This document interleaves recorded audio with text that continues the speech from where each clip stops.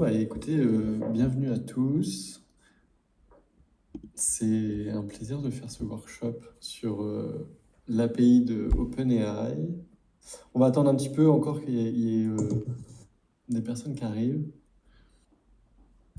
Et juste en commentaire, est-ce que vous pouvez me dire votre niveau en termes de skills, si si vous savez coder ou pas, ou quels sont vos profils un petit peu que je check? Moi, je suis dev. Je sais pas où est le chat, là, je galère un peu. C'est pour ça, bon, j'ai pas pu répondre à Marie. T'es dev quoi? C'est quoi Euh, ton... Full stack JS. J'ai implémenté l'API d'OpenAI déjà, Ok. donc je connais un petit peu. Ah, ok. Et, Bah, ça et puis marche. voilà. Bon, du coup, tu vas savoir un petit peu plus. Enfin, tu vas vraiment. Enfin, je pense que le workshop sera un peu répétitif pour toi, du coup. Pas de souci, pas de problème. Mais honnêtement, là, je voulais faire un focus. Enfin, j'imagine que tu as un peu des skills aussi sur le prompt engineering et comment ça fonctionne. Ouais, ouais, ouais. Ouais, ouais. C'est quoi ce que tu aimerais améliorer? Ah, c'est juste, enfin, c'est plutôt découvrir, s'il y a des choses que j'ai ratées. Et voilà, peut-être partager aussi un petit peu mon truc, si à un moment Bien sûr. j'ai quelque chose à pousser. Voilà. Bien sûr, bien sûr. De toute façon, c'est assez collaboratif, hein, ce que je vous invite déjà à faire, c'est d'ouvrir sur le côté la webpage de OpenAI. Donc pas de ChatGPT, mais OpenAI. Mm. Je vous envoie le lien d'ailleurs. Euh, Et si vous n'avez pas de compte, vous en créez un, mais j'imagine que tout le monde a un compte vu que c'est le même compte que ChatGPT. Et ouais, n'hésite pas, hein, Joey, si jamais je dis quelque chose qui est pas cohérent. Là, l'idée, c'est de vraiment faire un workshop qui est pour les non-devs. Euh, on verra par la suite qu'il faudra quand même, enfin, pour pouvoir l'intégrer dans vos apps, il faudra quand même faire un petit peu de dev, mais honnêtement, c'est c'est pas rocket science. Salut, salut. Donc, tu viens d'arriver. Je sais pas ton prénom, mais j'ai demandé un peu la typologie des profils, si tu es dev ou pas. Donc, n'hésite pas à partager ton profil non dev. Ok, top. Donc, du coup, on a principalement des non dev ici. C'est très cool. C'est ce à quoi je m'attendais. Euh, Commençons. Marie, c'est bon?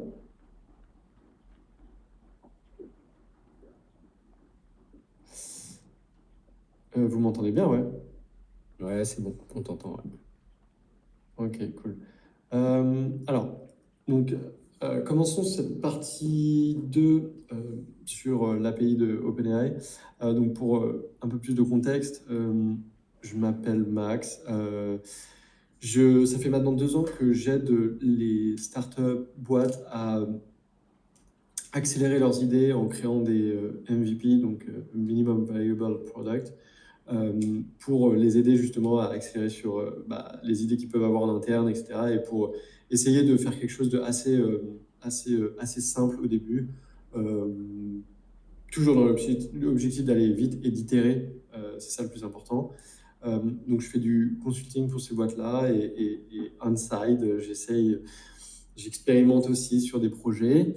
Euh, je publie tous ces projets, j'essaye de partager au maximum ma journée sur Twitter.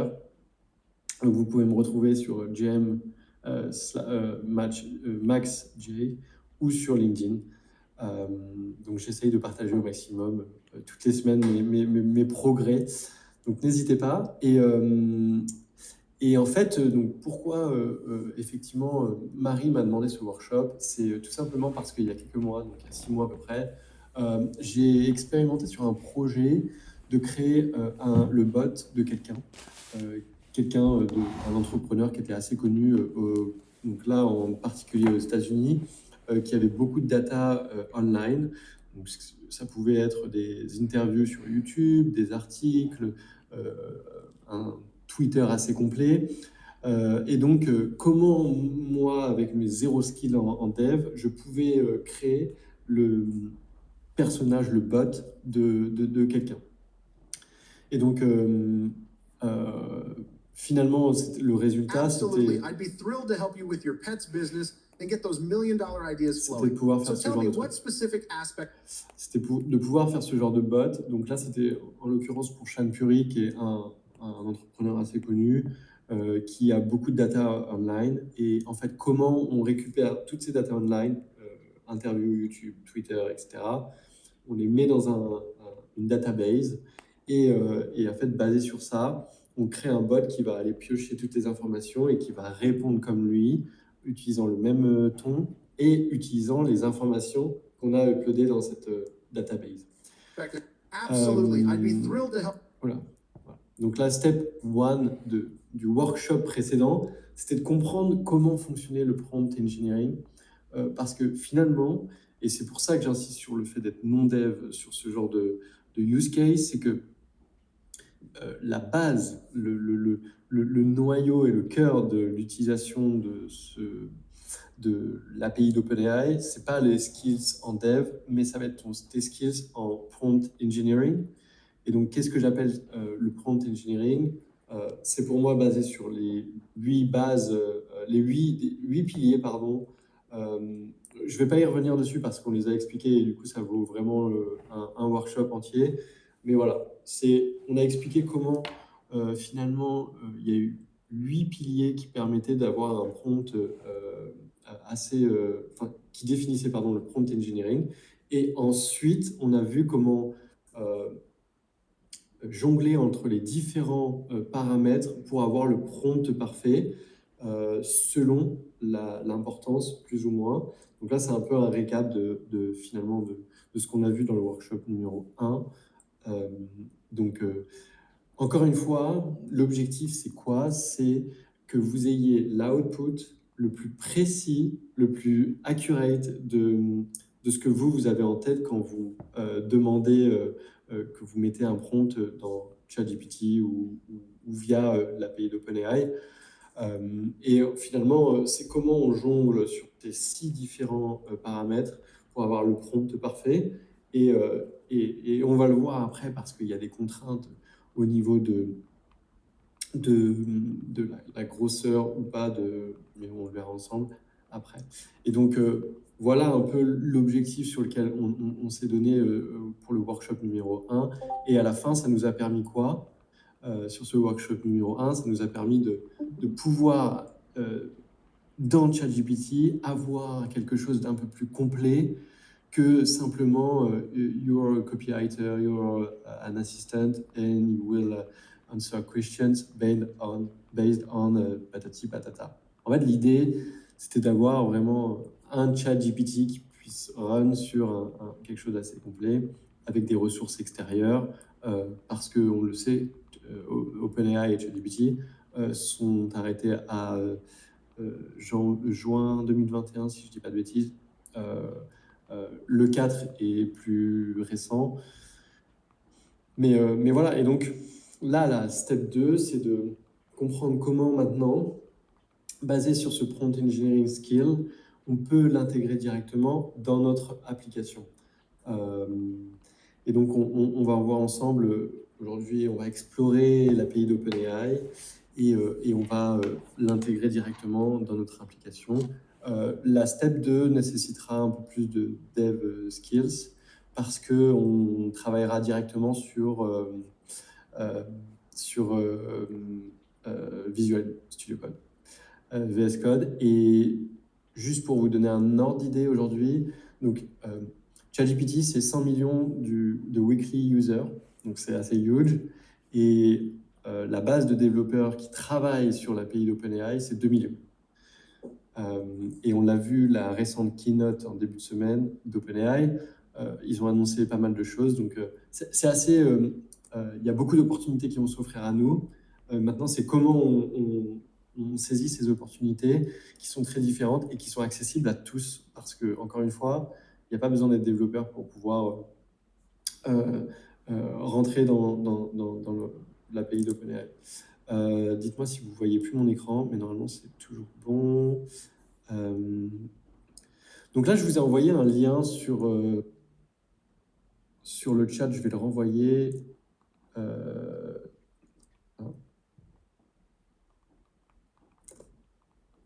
Donc là, vous avez un lien, vous avez juste à aller dessus. Et une fois que vous êtes dessus, est-ce que déjà vous êtes tous dessus? N'hésitez pas à me le dire. Ouais, c'est bon. C'est bon?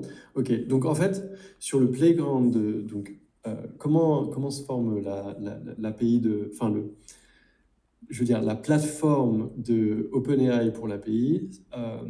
Donc vous avez la documentation qui est vraiment complète et honnêtement, si vous voulez améliorer vos skills sur l'utilisation de ChatGPT tout simple, il faut y jeter un œil parce que vous allez comprendre beaucoup plus de systèmes, beaucoup plus comment ça fonctionne à l'intérieur et derrière, encore une fois, vous allez vous améliorer dans le prompt engineering. Donc la documentation et nous sur lequel on va s'intéresser aujourd'hui, ça va être le playground.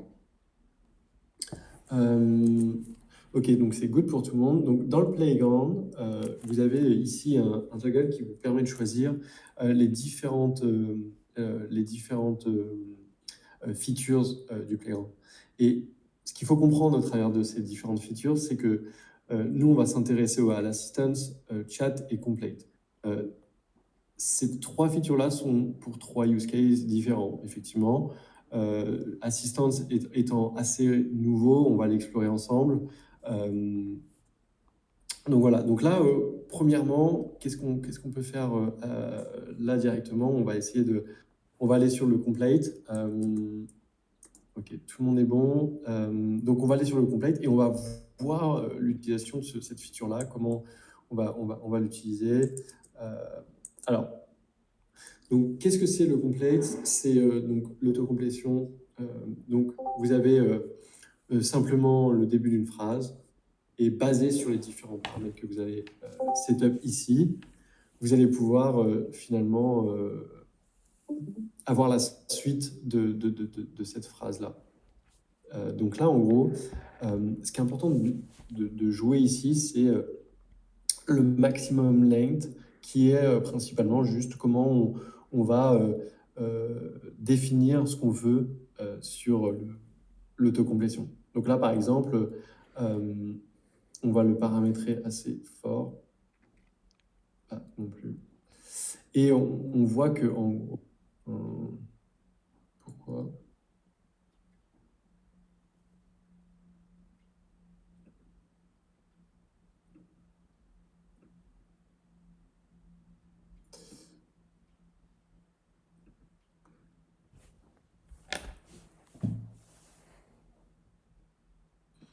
Ok.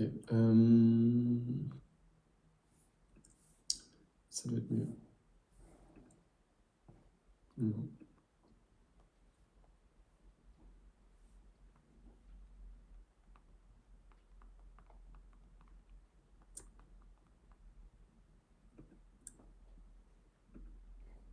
Ok. Donc là, basé sur le maximum length qu'on a défini, il nous sort la liste, la continuité de notre phrase. Ce qui est assez sympa, c'est qu'on peut aussi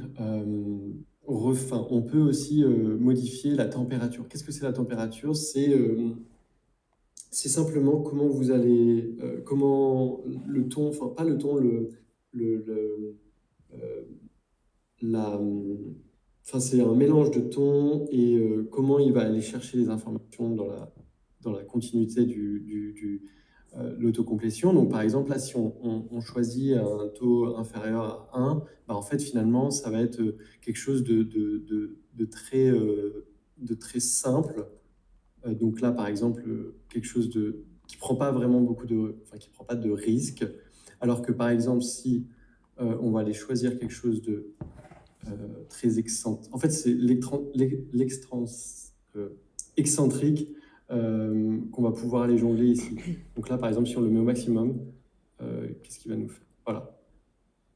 Et donc là, en fait, il sort quelque chose de vraiment très un peu chelou d'ailleurs. Donc c'est pour ça c'est important en fait de pouvoir jongler entre les différents paramètres ici.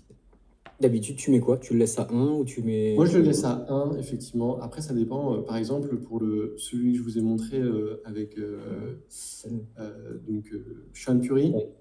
on l'avait mis entre 1 et 0, parce qu'on ne voulait pas qu'il sorte des Ouais. trucs trop Ouais. chelous. Genre comme là, on a pu le voir. Là, on l'a Ouais. placé à 2, il sort des trucs, c'est un peu Ouais. bizarre.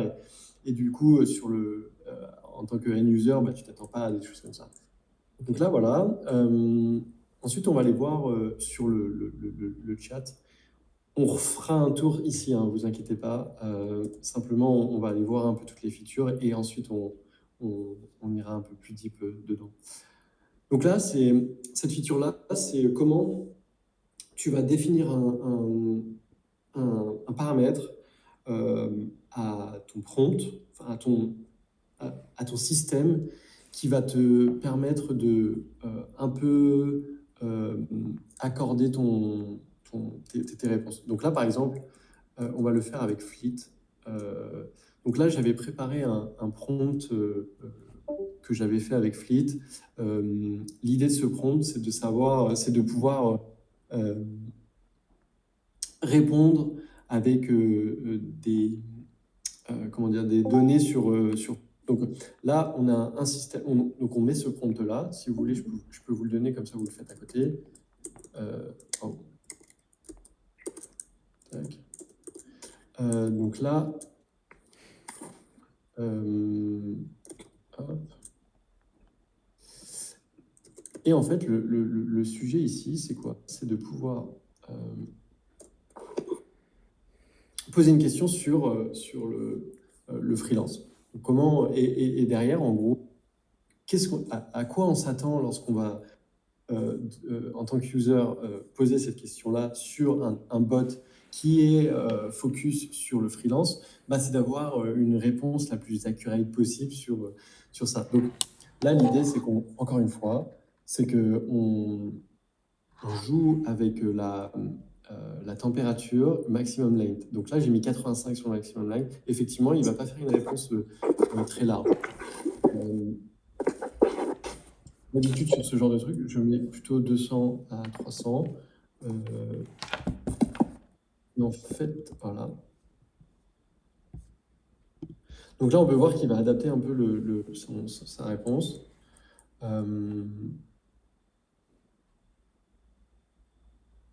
Donc Marie, n'hésite pas à confirmer ou des conneries sur Flip, hein, mais je pense que normalement c'est bon.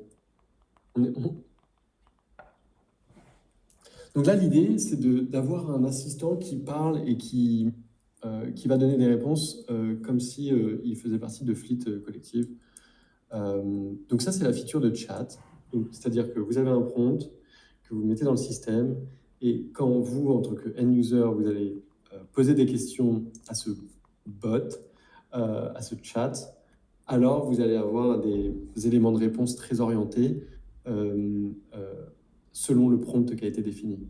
C'est, à la différence de ChatGPT dans l'usage, c'est vraiment avoir un chat très orienté, très spécifique sur un topic bien défini.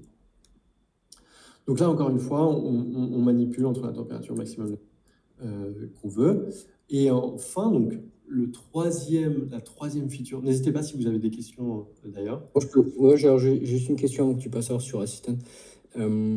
Là, du coup, tu lui as donné le contexte. Le contexte, tu lui as mis le petit bout de texte. Si tu lui avais donné un lien, si tu lui avais mis le site de Fleet ou la landing. On peut essayer. Alors, encore une Ouais, fois. c'est le modèle déjà. Ouais, le modèle coince là. Il faut que tu changes de modèle, je pense. Effectivement. Donc là, en gros, ce qu'on a vu, c'est modifier ces deux éléments-là. Mais en fait, on peut aussi modifier cet élément-là. Donc là, pour avoir un lien, bah, en fait, on utilise le chat GPT-4. Donc là, on va essayer. On va voir ce que ça donne. Alors, qu'est-ce que on va essayer Fleet. Ouais, je sais pas, il faudrait, je pense, une page publique. Bah ça, je pense que c'est une page publique, donc ça devrait le faire. Et, enfin, par exemple, qu'est-ce que tu voudrais demander par rapport à ça? Non, mais du coup, s'il prend le contexte s'il cherche plus d'infos, s'il va creuser, parce que toi, tu lui as donné un nombre limité de choses, mais Mais On va le voir ensemble après. Donc là, en gros, donc, on a vu ça. On va regarder l'assistant et je vais t'expliquer justement pourquoi, comment on fait pour ajouter soit des liens, soit des PDF. Bien.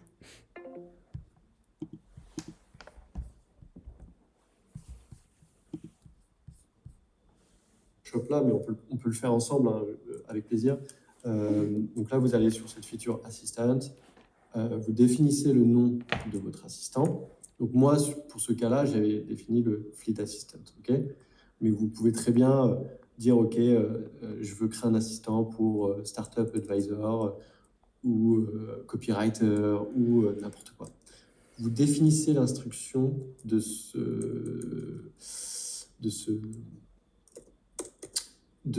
cet assistant. L'idée ici dans l'instruction, c'est pas de faire un prompt qui soit vraiment très gros. Donc par exemple, essayer de faire des instructions qui soient moins de 50 mots, c'est l'idéal. Après, vous risquez d'avoir des résultats un peu chelous. Ensuite, on a différents paramètres ici qui vont être à définir. Donc là, par exemple, on peut très bien se dire, OK, on va utiliser ChatGPT 3.5 Turbo, basique.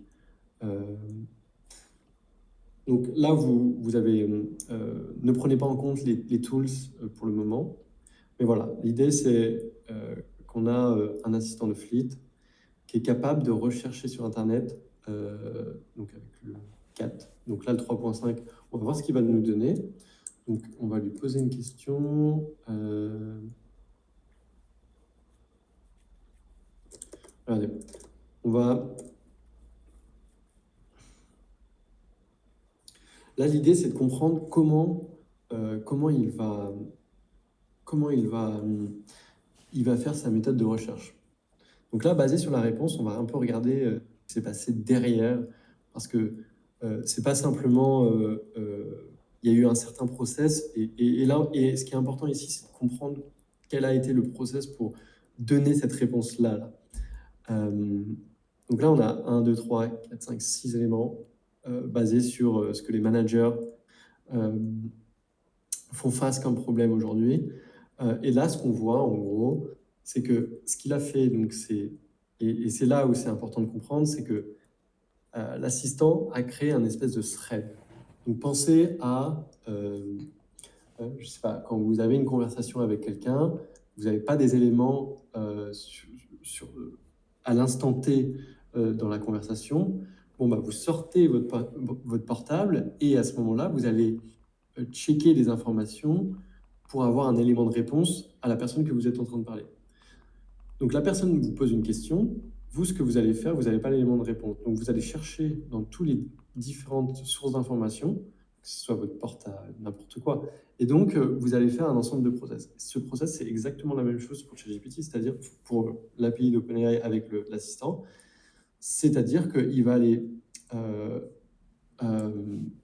prendre l'élément, la question, et faire un différent process. Donc là, on voit que basé sur ça, il a été rechercher plusieurs...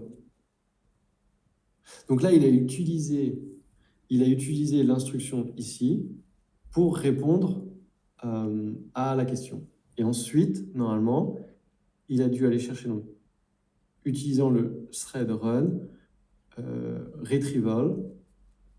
Mais du coup, là, ce qui est un peu embêtant, c'est qu'il a utilisé un file et je lui ai pas demandé, j'ai pas activé la...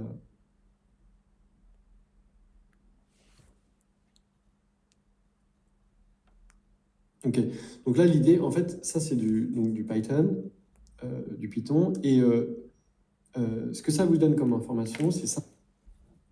Quels sont les différents paramètres qu'il a utilisés dans son process pour avoir cet élément de réponse.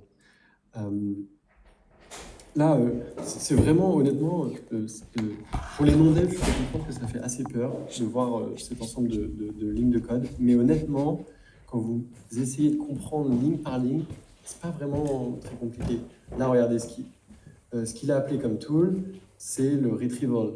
Le retrieval, c'est ce qu'on voit ici de manière très design, ce qu'on voit ici. Donc, c'est pas vraiment compliqué, il faut juste simplement ne pas avoir peur de lire entre les lignes du code.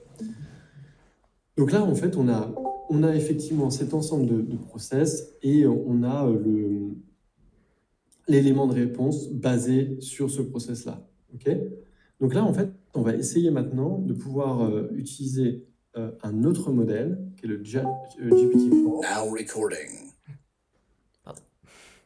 GPT-4, et ce qu'on va faire, c'est activer ce tool-là qui s'appelle le Retrieval et qui est basé sur un PDF qu'on lui a enregistré. Donc là, on met en input, en database, une donnée extérieure à ce que le modèle a été traîné.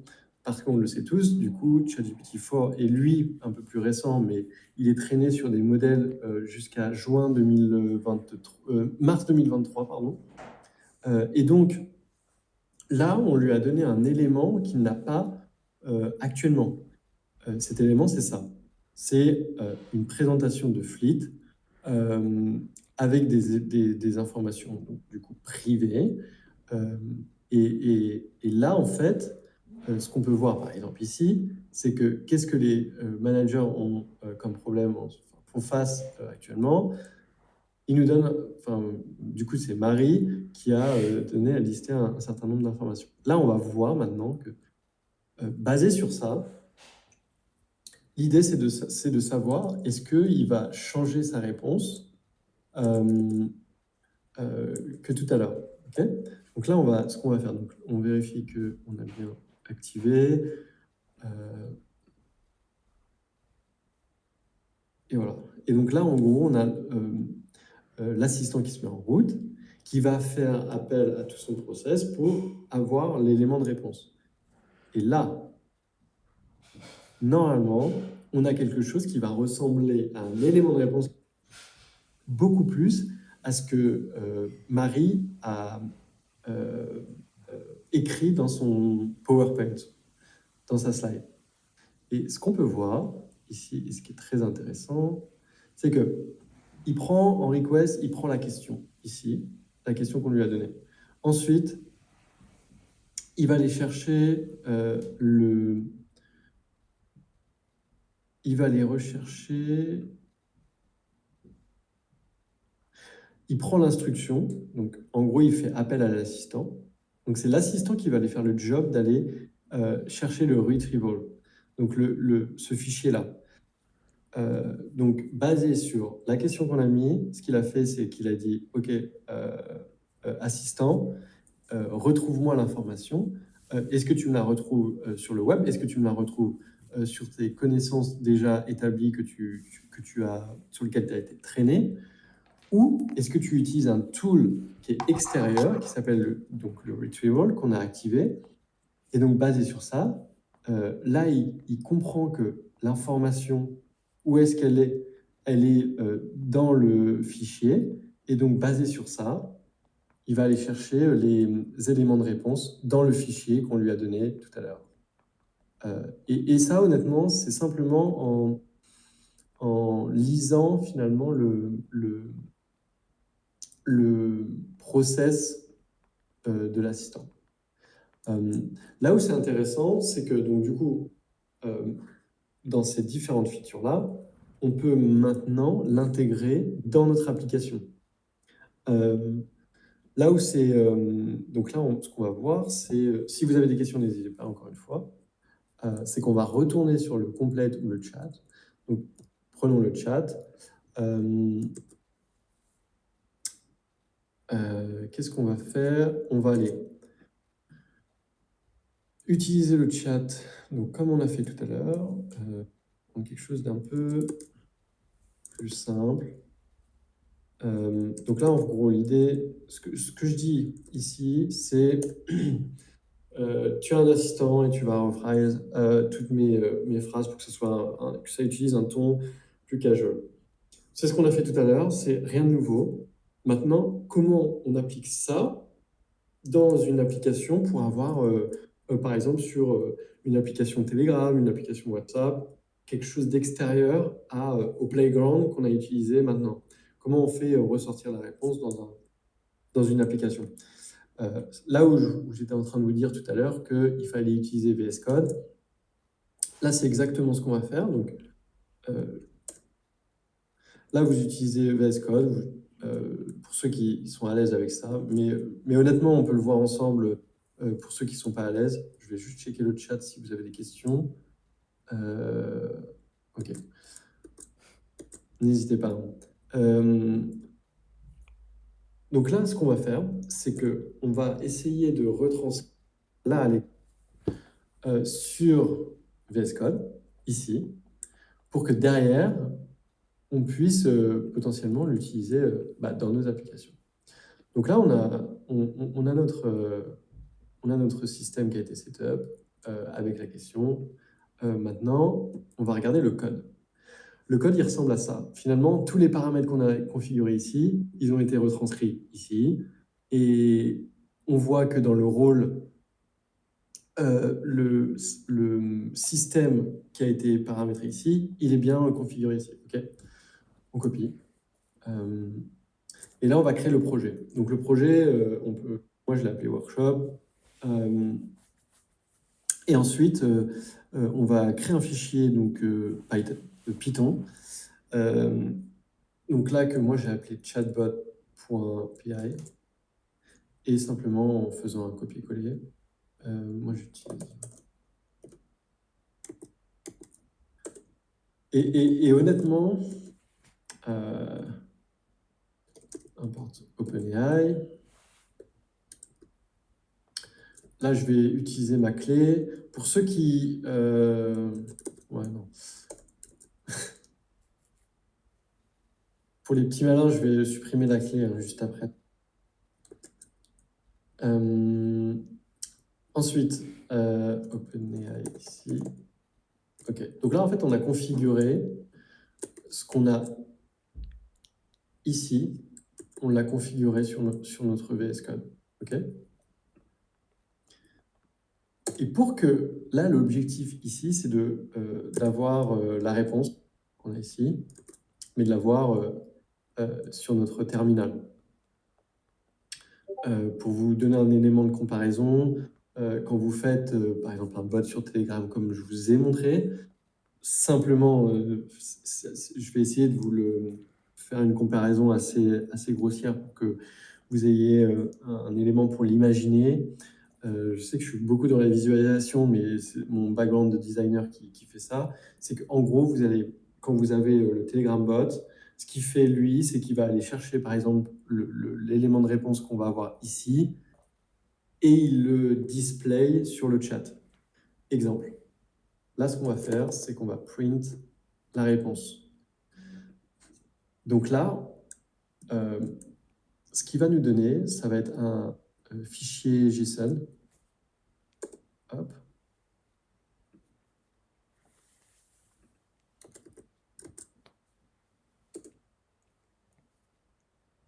Donc là, ce que vous voyez là, je vais peut-être... Ouais, plus sympa. Donc là, ce que vous avez là, c'est simplement le fichier JSON, donc qui est vraiment...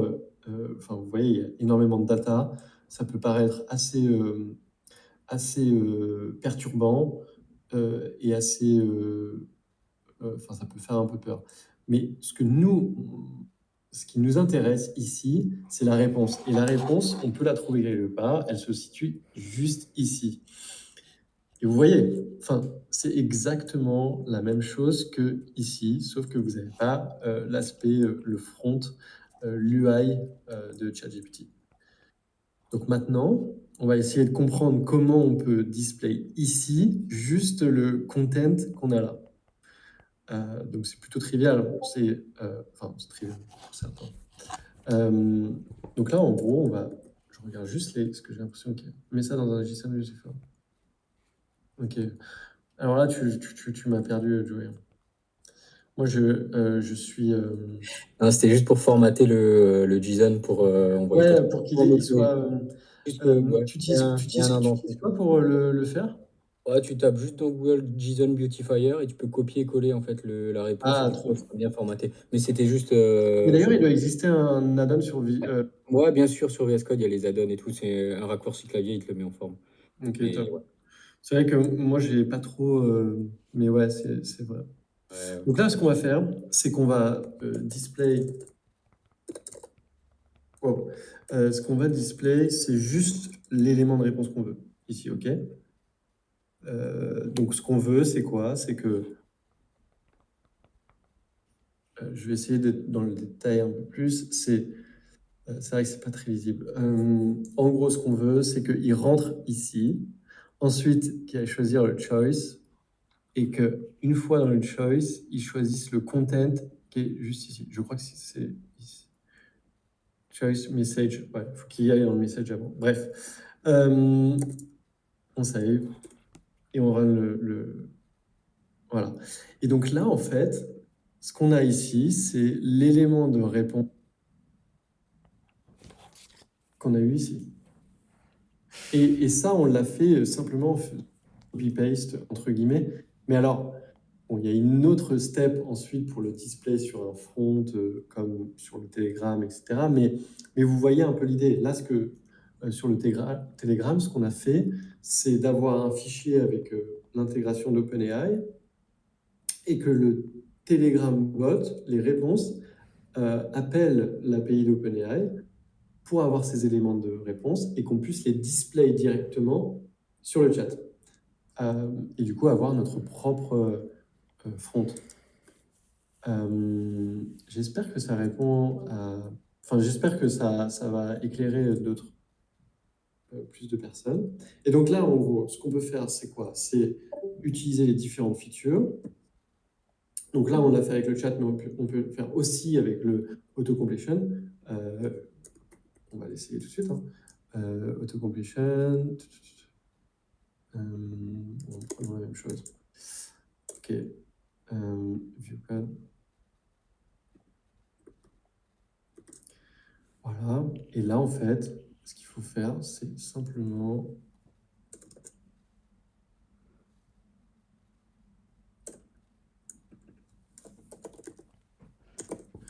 Ok. Et normalement... Alors, par contre... response choice.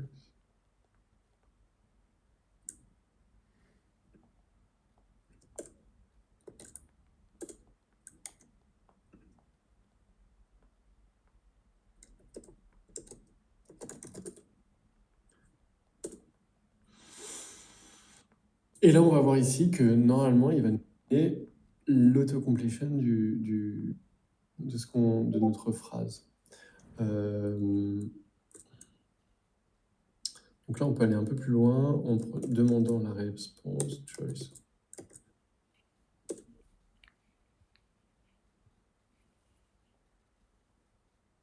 Voilà.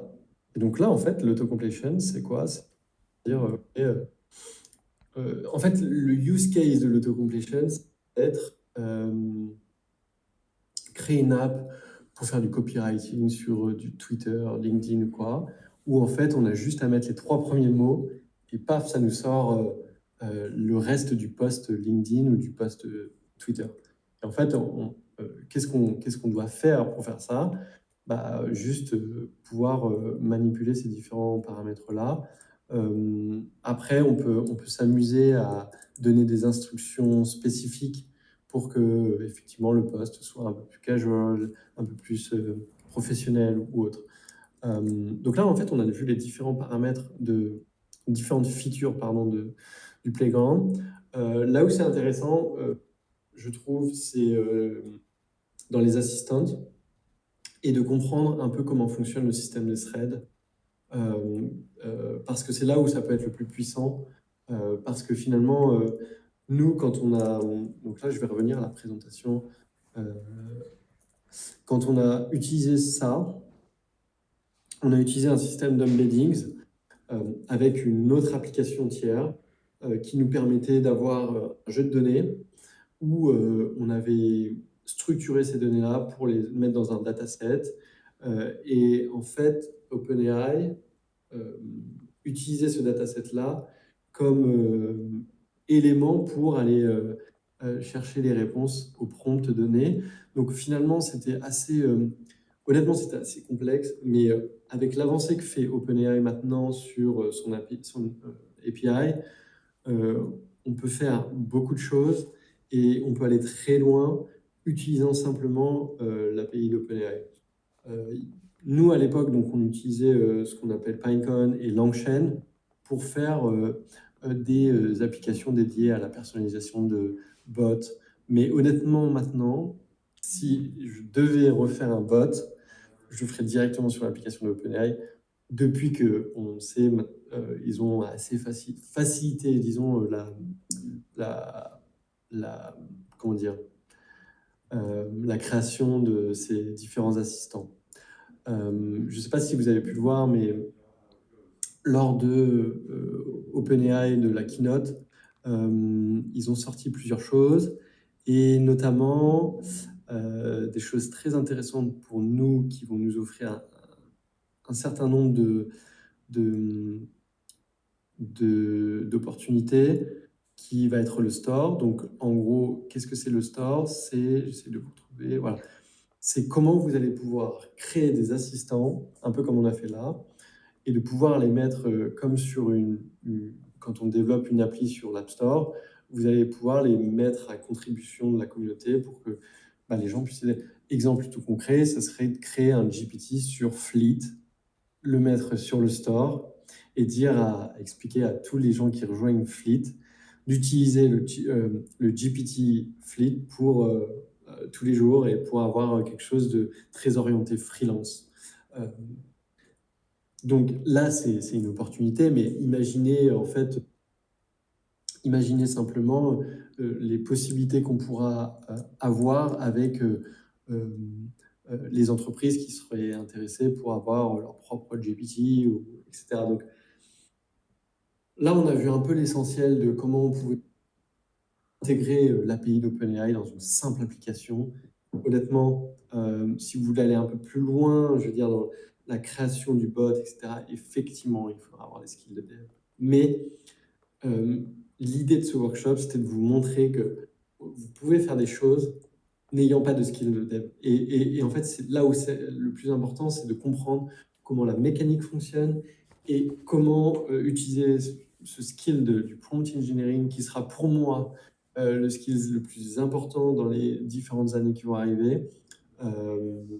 Voilà, et je termine ce workshop-là avec vous expliquant que la next step pour avoir un bot encore plus puissant, c'est d'utiliser donc les embeddings pour avoir un certain nombre de fichiers, de données extérieures sur lesquelles ChatGPT n'est pas entraîné, pour rendre, encore une fois, votre agent le plus accurate possible. Parce que l'objectif d'un bot, d'un agent, c'est d'avoir les réponses les plus proches de ce que l'agent que vous essayez d'impersoner, l'agent créé, pourrait donner initialement, et que finalement, quand vous chattez avec lui, vous avez l'impression de chatter avec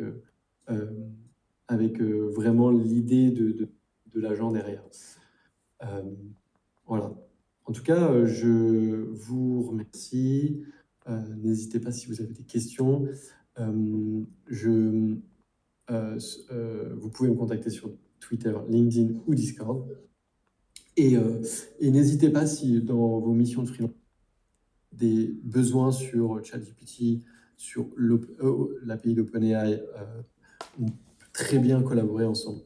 Donc voilà, donc n'hésitez pas à revenir sur le workshop si vous avez des questions. Et voilà.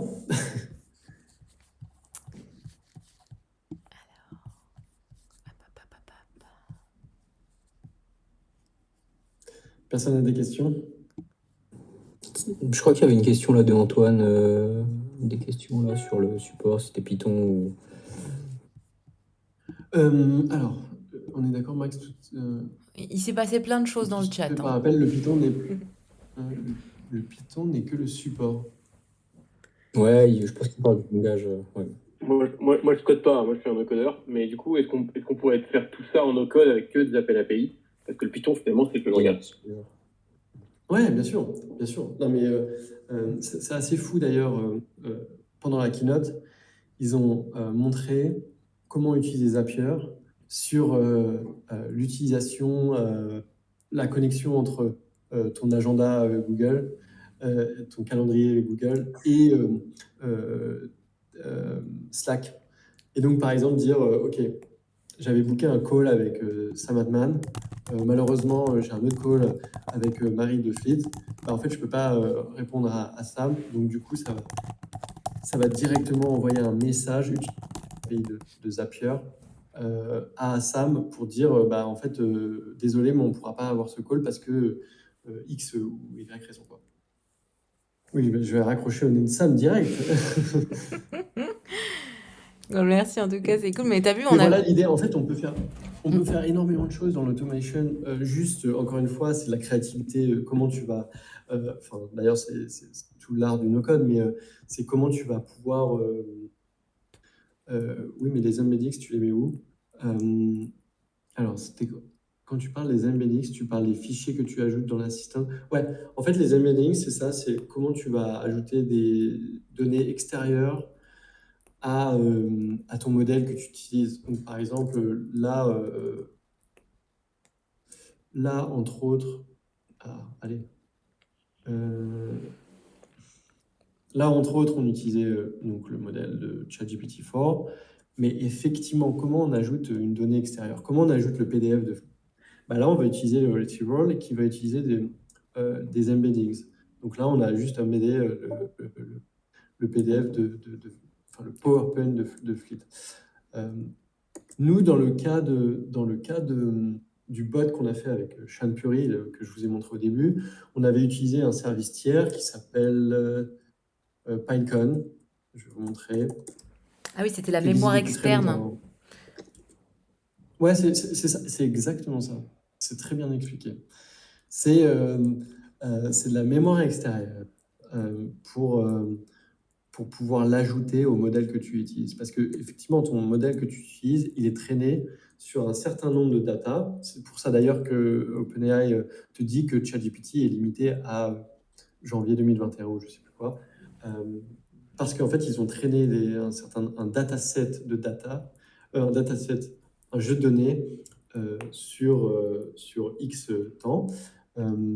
Et toi, en fait, ton idée avec les embeddings, c'est que tu lui ajoutes par-dessus des données, toi, personnellement. Le nouveau, c'est mars 2023. Le nouveau. Le ChatGPT 4, c'est mars 2023.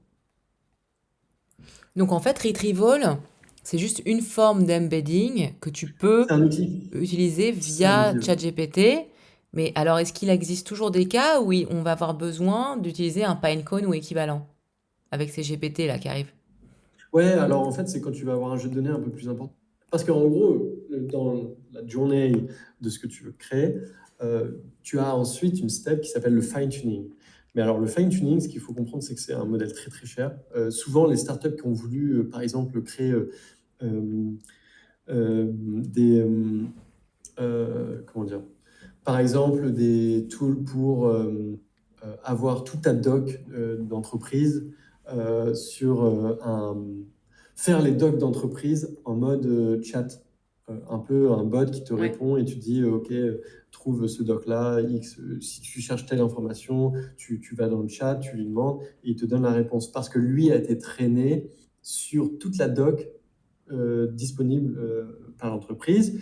Et donc, toutes ces boîtes-là, en fait, ce qu'elles ont fait, c'est quoi? C'est au début, c'est d'utiliser Pinecone, donc ce que je vous ai montré là, faire un dataset avec toutes les données et faire leur MVP comme ça. Et ensuite, quand elles avaient levé suffisamment, c'était de fine-tuner le modèle. Donc, par exemple, celui de Facebook, OpenAI, X, Y, et de faire un propre modèle basé sur l'entreprise. Mais ce qu'il faut comprendre ici, c'est que le fine-tuning, ça coûte énormément d'argent parce que à partir du moment où tu tournes un modèle, c'est tu tournes des GPU. Et en fait, ça coûte très très cher. Donc voilà. un peu, c'était une petite parenthèse pour vous expliquer pourquoi on utiliserait Pinecone et pourquoi on utiliserait un fine-tuning de modèle.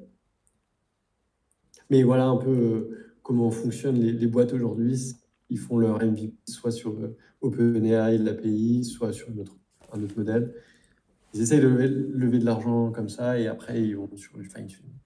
Et Là si où on la barrière à veut, l'entrée est un peu plus compliquée. et si on veut que le GPT, il aille chercher des informations un peu à la manière d'un agent autonome, c'est possible avec des automatisations du coup? On peut le connecter à Zapier ou Make pour que à heure fixe, chaque jour, il fasse telle initiative et ne pas dépendre que de fichiers un peu figés. Hmm. Ouais, en fait, c'est essentiellement l'enrichissement. C'est c'est un pain aujourd'hui. Donc effectivement, je sais pas, je suis pas sûr de à quel niveau tu peux aller automatiser ça. Par exemple, tu as un Notion d'une entreprise. Bon, bah, tu l'incrémentes de documentation chaque jour. Comment tu enrichis ton dataset automatiquement? Je pense que c'était ça ta question, Marie. Effectivement, ça, je sais pas si aujourd'hui c'est possible. Mais honnêtement, ça serait. Je pense que tu pourrais avoir des systèmes d'automation comme ça. Oui, Il tout peut à le fait. faire, hein, parce qu'avec Make, tu peux lui demander d'aller rechercher en fait des données qui sont dans un data sur Notion. Et donc à partir du moment où tu incrémentes, si ton data il se fait automatiquement par rapport aux pages que tu crées, euh, ton via Make en fait, ChatGPT va aller récupérer ces informations-là. C'est exactement le même principe que celui que je suis en train de travailler là sur la partie email, c'est que chaque fois que je le lance, il va pomper en fait tout le contenu de l'email, il va incrémenter une base de données. Et en fait, pour pouvoir incrémenter cette base de données entre mes emails et Notion, eh bien en fait, Ouais. il y a ChatGPT qui va catégoriser, résumer, traiter, ajuster, recorriger et ensuite réinjecter les données que Ouais, je mais lui du coup, aurais définies. là, tu as fait du dev.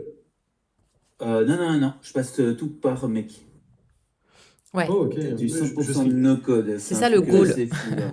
je Pour nous, serais les très curieux non-devs. de voir un peu la config le setup pour faire ça, parce Ouais. que je pense que honnêtement, ça, c'est quelque chose, par exemple, que tu pourrais vendre.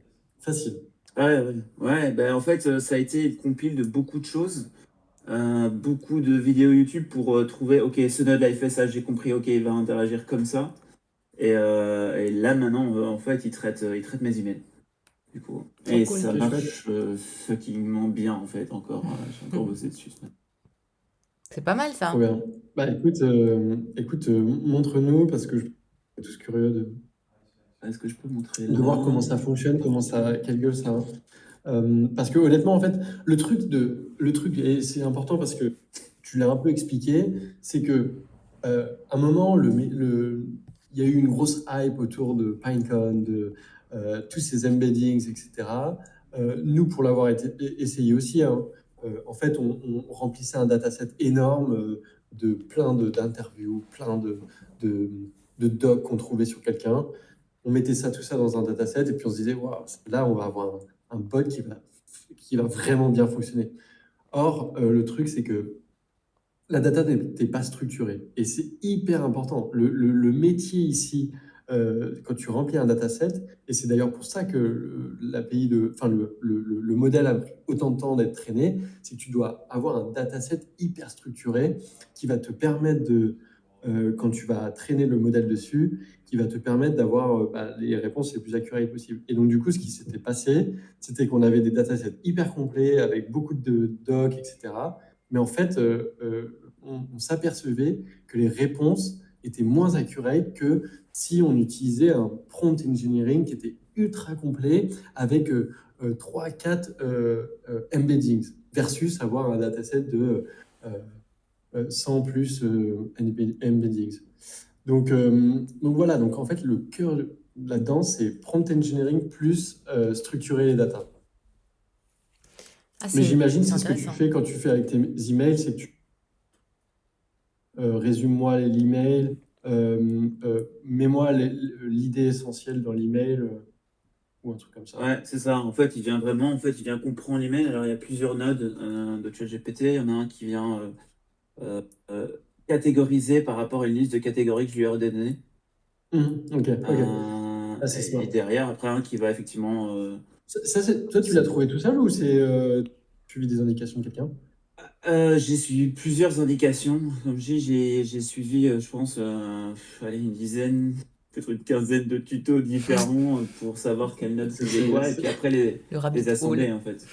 Ouais, c'est très smart. Ouais, mais en parallèle, j'ai quand même hier, j'ai fait le bot Dolly 3 sur mon Discord quand même. Ok.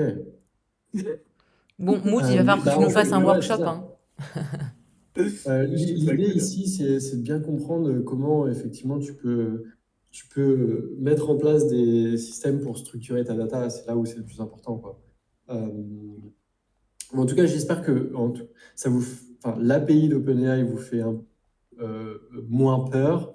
Honnêtement, ce qu'ils ont créé, c'est quelque chose de assez fou. Je ne sais pas si vous avez été bloqué par le pricing ou par le nombre de crédits que vous avez fait. Là, ce qu'ils ont annoncé récemment dans la keynote de, de lundi soir ou mardi soir, je ne sais plus, c'est que relativement tout sera moins cher. Et honnêtement, là, j'ai mis quoi? J'ai mis $18. Enfin, là, le coût maintenant d'utilisation devient. Franchement, ça, c'est assez dingue. Donc, voilà, n'hésitez pas si vous avez des questions. Pareil en DM, n'importe quoi, je serai là pour y répondre. Mais honnêtement, pour toutes les personnes ici qui veulent s'intéresser, n'hésitez pas. Honnêtement, il y a des opportunités énormes qui vont s'offrir à nous. Faudra juste être. C'est comme exactement, et je fais souvent la comparaison, c'est comme quand l'App Store est sorti, les premières personnes qui ont sorti des apps, en fait, elles avaient le monopole. Là, ça va être exactement pareil. Si tu fais un bot pour, je sais pas, médecin, fitness, etc. Bah, si tu le mets le plus early possible, bah, potentiellement, si je dis bien potentiellement, enfin, tu peux espérer recevoir de l'argent ou avoir beaucoup d'utilisation sur ton bot, sachant que ils ont aussi annoncé début de semaine qu'ils avaient le revenue sharing, c'est-à-dire que ça sera dans le même système qu'un App Store. Tu publies ton GPT et si tu as de l'utilisation, tu earn, tu earn de l'argent. Donc c'est très cool. Énormément d'opportunités. Je reste disponible si vous avez des questions. C'est trop bien, merci Max. Pas de On souci. était du coup, je vois que Joey s'en va, c'était cool, Joey. Merci Joey. Tu reviendras parce que tu as vu, on a pas mal de sujets là à aborder. Tu as ouvert la boîte de Pandore, Max. Ouais, je pense qu'il y a Avec plaisir. énormément de choses. Ouais, trop de choses. Mais avec plaisir pour en discuter un peu plus ensemble. Carrément. Bah du coup, ouais, les next steps, ça va être de... En fait, les next steps qui pourraient être intéressantes, Ouais, c'est de créer un- Là, ils ont annoncé la création de GPT, enfin ouais, de pouvoir créer un GPT et de le publier soit pour toi ou soit pour publiquement le laisser comme dans ouais, l'App Store. Ce qui serait intéressant, c'est une fois que la feature n'est pas release actuellement, ouais. mais quand elle est release, pourquoi pas faire un workshop ensemble Ouais, grave. et de le publier ensemble, tu vois. Ouais. Ça pourrait être intéressant. Bah franchement, grave, on peut continuer à deep Encore une fois, dive de si nos ça côtés. intéresse Ouais. les gens. Carrément, ouais. Enfin, dites-nous en commentaire si ça vous intéresse. Moi, je suis ultra partante. Dès qu'ils ont parlé de chat de GPT, je voulais direct aller Et en on va mettre faire. un fleet sur le marketplace, là, histoire de faire péter la pub. Mais je pense qu'on pourrait peut-être brainstorm sur un 100%. concept qui pourrait servir soit nos clients, soit les freelances, quoi. 100%, 100%. Bon, ça y est, tout le monde est parti en emoji dans tous les sens. Ok. Bon, bah écoute Max, on va pas te retenir plus longtemps, Merci à tous. mais on se prépare des nouveaux workshops pour continuer à progresser sur ces sujets. Il y a plein de gens qui ont des choses à nous apprendre par ici et dès qu'ils shootent Ouais. les GPT, bah, on se lance dans l'aventure. Allez, c'est parti. Merci à tous en tout cas d'être venus. C'était trop Merci cool. Max, trop sympa. Mais bonne journée à tout Ciao, le monde. ciao. À bientôt. Merci. Ciao, ciao.